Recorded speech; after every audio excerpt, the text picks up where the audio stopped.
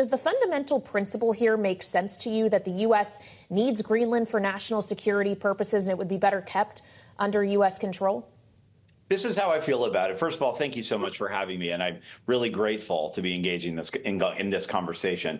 This is how I feel about it. Look, Greenland is vitally important. There's no doubt about it. And I believe this, that with the continued buildup of the Russians in the Arctic, the continued interest of the Chinese in the Arctic, we as the United States, we as NATO need to take this entire region very, very seriously.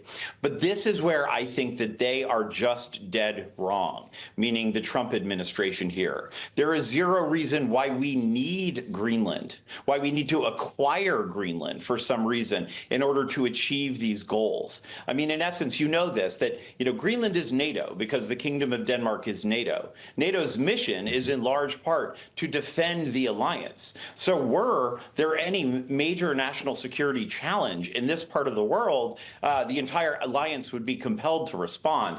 There is zero reason why, if we did want to re-engage militarily in this part of the world, meaning open more bases. Remember, Greenland used to have a number of U.S. bases during the Cold War, and we have scaled back since the end of the Cold War. Both the Danes and the Greenlanders would be enormously receptive to a greater military presence on Greenland. But you know how you got to do that? You got to treat them with respect as an ally, sit across the table with them and negotiate. What we're seeing here is this kind of authoritarian rhetoric that just pushes both Greenland and Denmark away from us. And for me, and for so many folks who have had the honor and privilege of serving the United States, that is just such a shame. It takes us all away from our ultimate goal here, I think. Well, Ambassador, let's listen directly to what Vice President J.D. Vance had to say today upon landing in Greenland, a direct message to Denmark. Listen. Our message to Denmark is very simple. You have not done a good job by the people of Greenland. You have underinvested in the people of Greenland, and you have underinvested in the security architecture of this incredible, beautiful landmass filled with incredible people. That has to change. And because it hasn't changed, this is why President Trump's policy in Greenland is what it is. Ambassador, what does not J.D. Vance understand about Greenland? Well, one, he just gives no details, right? Well, I don't even know what he's talking. I don't mean to be so flippant here, but I don't know what he's talking about.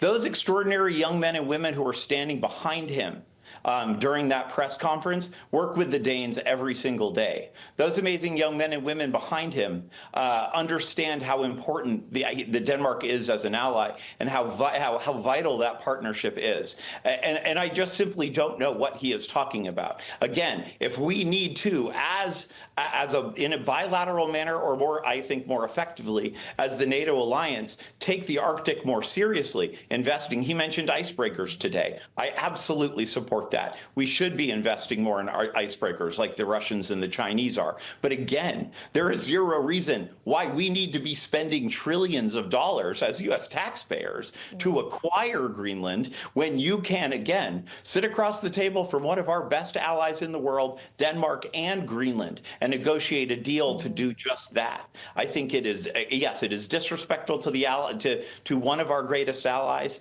and I actually truly do believe this is counterproductive. They are less trusting of the United States. My friends in Denmark are less trusting of the United States today than they were several months ago, and that is a darn shame as far as I'm concerned.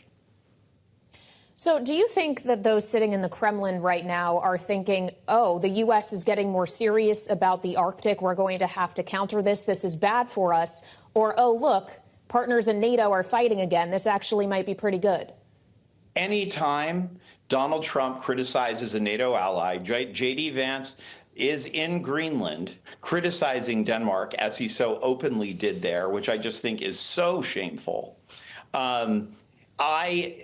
It certainly plays into Putin's hands. There's zero doubt about that. Your overall point, which is important, though, and we shouldn't forget it, that a military re-looking at the Arctic and reinvesting in the Arctic from a national security standpoint is important. I hope we take it seriously. I hope the Canadians, the Norwegians, the other great NATO allies like Denmark who border the Arctic Ocean think about it in the same way. And then we can collectively counter that buildup that we are seeing from some of the adversarial countries. Well, Vladimir Putin spoke publicly in a speech yesterday, said it can look surprisingly only at first glance and would be wrong to believe that this is some sort of extravagant talk by the current U.S. administration. You think this is something Donald Trump has talked about with Vladimir Putin? Oh, gosh. Look, I do not know the answer to that, of course. I will say this, though. I think I look at Greenland similar to the way that the rhetoric involving Greenland similar to the rhetoric around Canada. It just, honestly, guys, to me, it just doesn't make logical sense, and I can't make sense of it. There are so many ways for us to, again, sit across the table with some of our greatest allies without disparaging them, realizing that we need to work together to take this region more seriously in order to counter the great threats that are out there. And you know what? We bring them closer to us in that instance. And it's just, to me, that is the answer here, and is not openly criticizing a country whose men and women have fought and died alongside Americans for the last 80 years and are one of the best allies who never hesitate to say yes at any given moment. And certainly that was my experience. And it is the experience of every other U.S. ambassador I know that certainly had the honor and the privilege of representing the United States in Denmark. And finally, Ambassador, during the course of your service as an envoy in Denmark and working as head of protocol, chief of protocol in the Biden administration, did you ever use or advise anyone else to use the app Signal to conduct official sensitive business? I'm actually not sure that I personally use Signal all the time. I will tell you that. I don't think Signal existed when I was ambassador to Denmark. I can, as someone who had to take off his watch every time he went into his wing of the embassy, I can tell you that there is no possible way that I would have ever engaged in the way that the folks on the at Signal Gate. It is obviously classified information. It is obviously inappropriate, and I wish they'd speak honestly about it.